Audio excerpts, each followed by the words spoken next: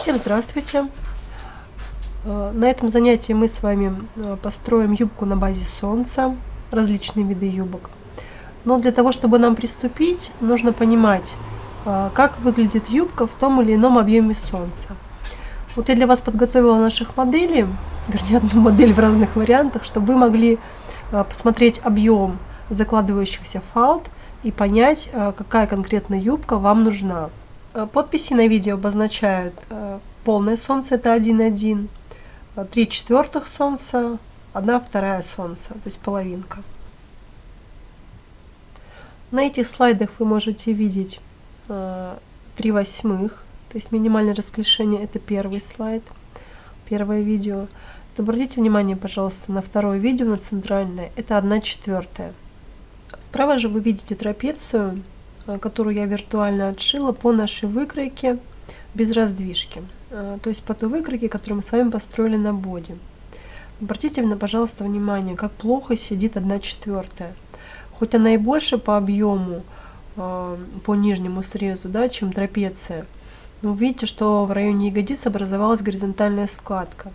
Это все потому, что форма верхнего среза не соответствует форме линии пришивания юбки. Если до 3/8 еще терпит без раздвижки конструкция юбки, то после 3/8 уже, к сожалению, не получится у вас этот номер провернуть, и верхний срез юбки будет требовать перемоделирования по линии пришивания. Приступим к построению юбки на базе солнца. Ну, я на миллиметровке сейчас отстрою 3/8. Остальные варианты делаются по аналогии. Я немножечко расскажу потом, какие поправки там будут, но я думаю, что сейчас мы с вами проделаем эту манипуляцию, вы все поймете, если вы еще не строили. Если вы уже шьете что-то, да, знаете, о чем сейчас пойдет речь, можете этот урок пропустить. Он больше для начинающих все-таки. Ну, если вам интересно, можете продолжить с нами. Я себе приготовила сейчас шпаргалочку, и по ней буду работать. Я промерила длину верхнего среза юбки по переду, по спинке. Помните, мы с вами записывали? Плюс я выписала себе минимальные, максимальные длины юбки. И сделала подсчет, и сейчас вам про них расскажу. Значит, что касается сразу длины юбки. Вы помните, что у нас там была по переду максимальная, минимальная, и по спинке максимальная, минимальная. Так вот, я сейчас возьму по спинке максимальную, ну и в расчетах я имею в виду. Вы можете поступить так же, если у вас вообще непонятно по длине, да, какая бы длина хотелось бы, чтобы была. То есть мы сейчас возьмем среднестатистическую длину юбки платья для фигурного катания. Вот смотрите, я от нашей выкройки, от верха, промерила цифру до линии пришивания юбки по спинке и по переду, ну и по боку еще. У меня получилось, что мне нужно из моей длины вычесть 7 сантиметров по переду, 6,5 по боку, 9 сантиметров по спинке. Я промеряла в центре, естественно. Ну, сейчас я покажу, где. Вот смотрите, наша выкройка, да, для того, чтобы мне понять, сколько мне сейчас строить юбки, да, какую длину этого отрезка, по переду, по спинке. Вот мне, чтобы по спинке понять, я сейчас от точки ВН до нашей перенесенной выточки, до линии пришивания юбки промерила, у меня сейчас получилось 9 сантиметров. То есть я должна вычесть 9 сантиметров. Ну, то же самое по переду. Я промеряю вот этот ДСТ, у меня получается цифра 7, я вычитаю. Ну и также по боку. То есть у нас здесь с вами бочинки одинаковые мы подстраивали. Но получается, что... Ой, не здесь, извините. У меня 7 по переду, 6,5 по боку. 6,5, 7.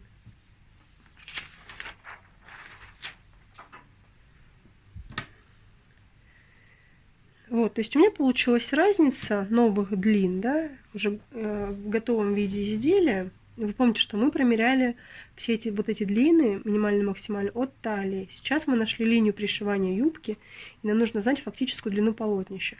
Вот у меня получилась разница между передом и спинкой 8,5 сантиметров. Это много. потому что спинка должна быть длиннее переда сантиметра на 4-5, ну 5 максимум, чтобы не было явной разницы видно. Я напомню, для чего мы удлиняем юбку по спинке, для того, чтобы в положении скольжения назад, да, когда фигуристка наклоняет корпус, гимнастка, фигуристка, естественно, фигуристка наклоняет корпус, юбка спереди не выглядела чрезмерно длинной по отношению к спинке. Я это вижу регулярно. То есть ребенок начал скользить назад, взрослый, фигуристка, как хотите называть, спортсмен. Спортсменка начала скользить назад. Переднее полотнище провисло до колен, а сзади трусы видно. Это потому, что не сделана эта компенсация. Раз. И два, сделана юбка, скорее всего, одной длины по всему объему, то есть не промерена спинка. Вот, поэтому мы должны эту разницу с вами понять, 8,5 сантиметров. И в данном случае, как я с ней поступлю? Вот у меня должна эта разница составлять 4-5 сантиметров. Я вижу цифру по переду 17,5, да, то есть это самая короткая. То есть мы, помните, с вами смотрели максимально короткая длина. Я не хочу делать максимально короткую юбку, я хочу сделать среднюю. И привести ее к максимальной длине по спинке, потому что отрезать легче, чем пришить. Поэтому я возьму, сейчас добавлю к переду 4 сантиметра, получу 21,5, и у меня получается вот такая цифра, разница 4,5 сантиметров, то есть мне она подходит. То есть у нас получается перед длина 21,5, спинка длина 26. Дальше. У меня есть длины, я вам уже сказала, да, напомню о том, что мы их снимали. Длину верхнего среза юбки по переду и по спинке. Я их умножила на 2, соответственно, сложила, чтобы получить периметр. У меня получился периметр 72,4. Вот теперь, зная периметр, я могу высчитать радиус. Вот у меня здесь высчитан, здесь есть формула, по которым я считаю. И вы можете видеть, что вот сейчас для Солнца нам нужен радиус 11,52, да? Ну, 11,5. Для полусолнца 23 радиус, для 3/4 15,4, для 3/8 30,7. 1/4 я не рассматриваю, ну, потому что мы не делаем 1/4. Вы можете ее сделать, но тогда до 1/4 сделайте раздвижку, пожалуйста. Потому что юбка солнца, построена на базе солнца, с обычным верхним срезом, не сядет на глубокий какой-то вырез, поэтому нужно делать раздвижку в соответствии со своей выточкой. Еще она может быть у вас, если очень большая эта выточка, поэтому делайте, пожалуйста, раздвижку, если вы хотите сделать 1/4. 3/8 еще терпит, 1/4 уже вот не очень. Так, ну, 3/8 дело в том, что на половинку четверти больше, чем 1/4. Если вдруг не очень понятно. Давайте приступим. Я буду делать от края листа это. Начну снизу. Ну, отступлю сейчас здесь сантиметрик от края. Видно вам? Видно. Вот, то есть для того, чтобы мне понять, сколько мне сейчас откладывать, да, я сейчас буду вправо работать. Вы можете из центра, откуда угодно. Можете сначала радиус отложить, потом длину, но мне удобнее так. Я сейчас буду откладывать по переду. То есть у меня получается 21,5 я должна отложить сейчас. Я сейчас сделаю юбку целиком. Не половинку юбки, а юбку целиком. Так, у меня здесь 21,5. И я сейчас отложу радиус. Радиус у меня для 3/8 37. Но это уже сейчас будет за камеру выйдет немножечко. Вот то, что сейчас я буду строить, это будет четверть, да, солнца. Ну, вообще, давайте, смотрите как. Чтобы сейчас я сразу объяснила. Вот солнце. Делим его на 8 частей. Мы сейчас строим, вот это четверть, да? А мы сейчас строим 3/8, то есть Мы поделили на 8 секторов. И теперь берем 3 сектора. То есть расклешение 3 сектора Солнца. Из 8. То есть вот эту часть мы сейчас будем строить.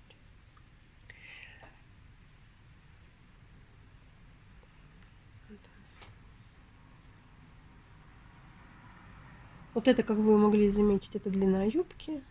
27,5, это 30. Ну, соотношение так себе, но вот оно здесь присутствует. Схематично. Так. Ну, теперь я должна взять линейкой или можно сантиметром. Циркуля у меня такого нет. Ну, лучше линейкой сделаю. Я вот этот радиус 37 сантиметров очерчиваю сейчас.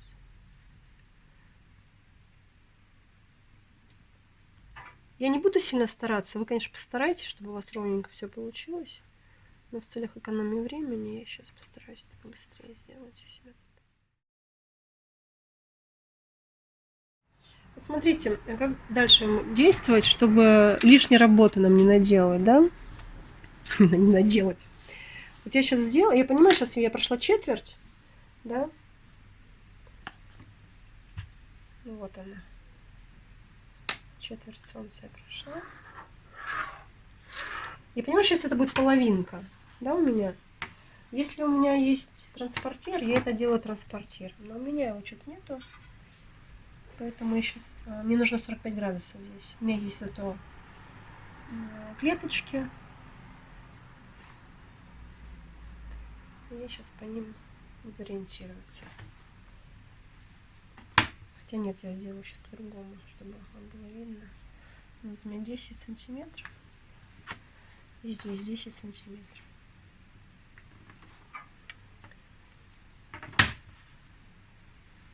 Четырнадцать, 7. Я сейчас приложу линейку через эти две точки. Так, сейчас посмотрю, видно вам или нет. Не видно.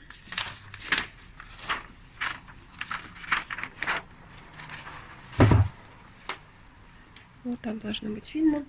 То есть я здесь по 10 сантиметров себе отложила, ну, чтобы квадрат создать.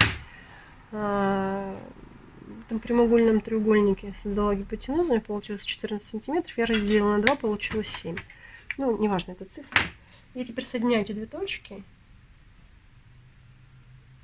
У меня получается угол 45 градусов. Ну вот, в общем-то, я сейчас могу вот до этого места довести и закончить эту историю. То есть я знаю, что у меня есть 3/8, то есть 2 у меня уже есть, а третья это половинка четверти.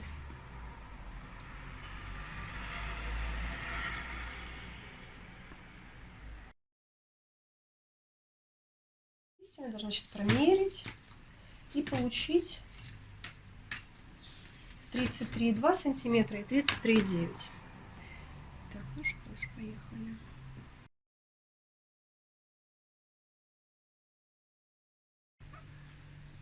Да, 7,24. Вот, то есть я действовала верно. Теперь мне нужно обвести вот это все. Ну, я не буду стараться, вы извините, просто чтобы вам видно было. Сейчас.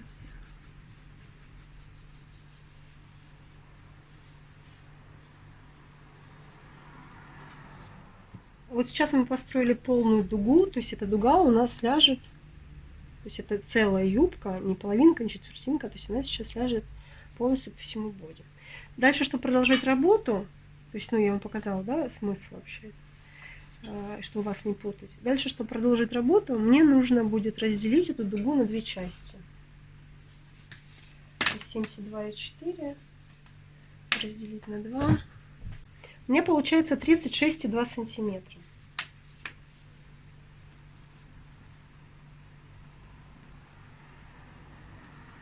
Мы могли, конечно, просто изначально их отстроить, просто 36,2, половинку юбки, но мне нужно было вам показать, как это все делается, чтобы мы визуально не представляли.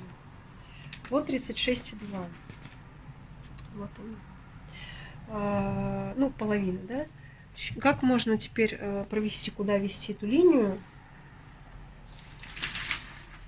Можно воспользоваться прямоугольным треугольником.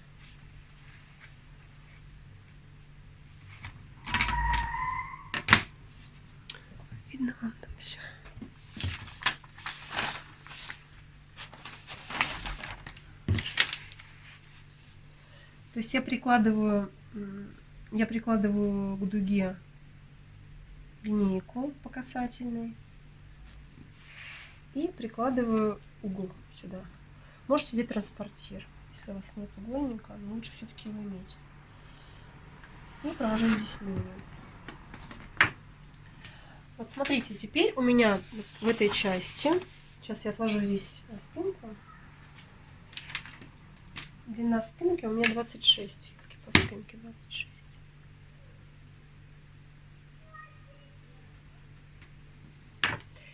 Вот. Теперь я могу с спокойной совестью разделить на перед и на спинку вот эту свою дугу. То есть у меня по переду получается 16,6, по спинке 19,6.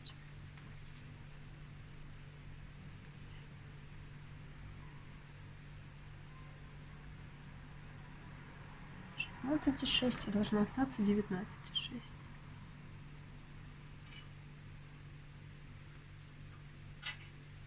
Да. Все верно. Действую таким же способом. Не обязательно такой огромный иметь угольник, можно любой взять, абсолютно как школьный. По касательной прикладываю линейку. И нужно под прямым углом провести здесь линию. Это боковой шов у меня. Теперь моя задача создать дугу красивую, чтобы соединить перед со спинкой, потому что перед у нас короче, спинка длиннее. Ну и вот я сейчас иду здесь, так, вам не видно. Вот. Здесь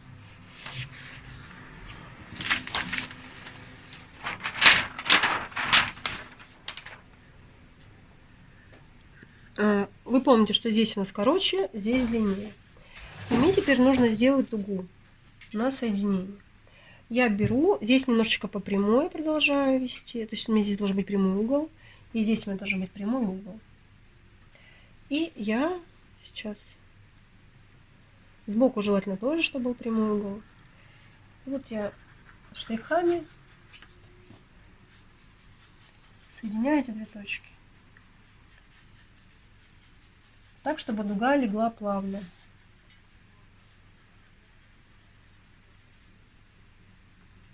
У меня нигде не должно быть западений каких-то,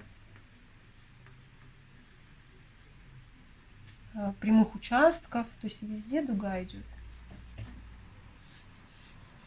Но взять линейку и там что-то чего-то отложить сейчас не получится, потому что везде длина разная. Вот. Получилась у меня юбка 3/8.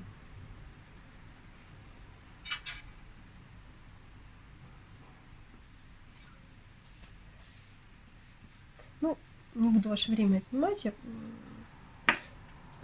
аккуратненько оформила бы, если бы мы ее использовали, да, в нашей конструкции.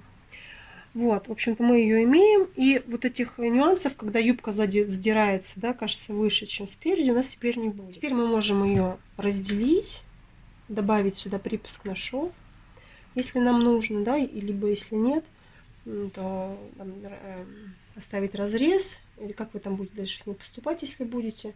Ну, естественно, что у нас здесь сгиб, да, и здесь у нас сгиб. Никаких швов спереди, сзади у нас нет. У нас есть только боковые швы, если есть. Ну, в смысле, безразрезные, да, и доверху. Вот. Ну, давайте из любопытства теперь сравним с пятницей.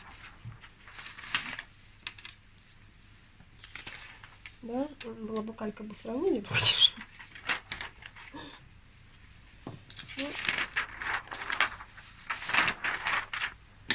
На какой-нибудь высоте, давайте сейчас отобьем высоту, например, на высоте 15 сантиметров.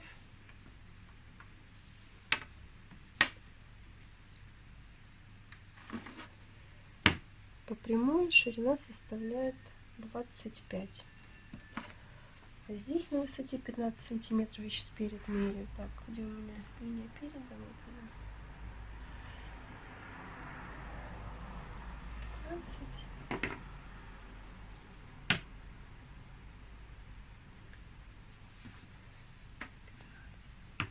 здесь 21.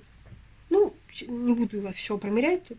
Вот, то есть это я к чему вообще клоню? К тому, что 3/8 сейчас по объему будет больше, чем наша трапеция. То есть если вы решите трапецию вдруг установить в качестве юбки, которая будет у вас подниматься во вращениях и возвращаться обратно, то очень хорошо подумайте. Может не вернуться, потому что минимальное расклешение, еще раз повторю, для фигурного катания, чтобы использовать без разреза юбку, 3/8, которую мы только что с вами построили. Какие-то свои варианты промежуточные можете рассчитывать, можете делать раздвижку. Но мы предпочитаем делать раздвижку все-таки. Это более контролируемый способ создания фалд. Вот в видео есть, вы видели, да, где мы рассматриваем модели, солнце, полусолнце, там 3/4 и так далее. Видите, что на нашей модели складки собираются все по бокам.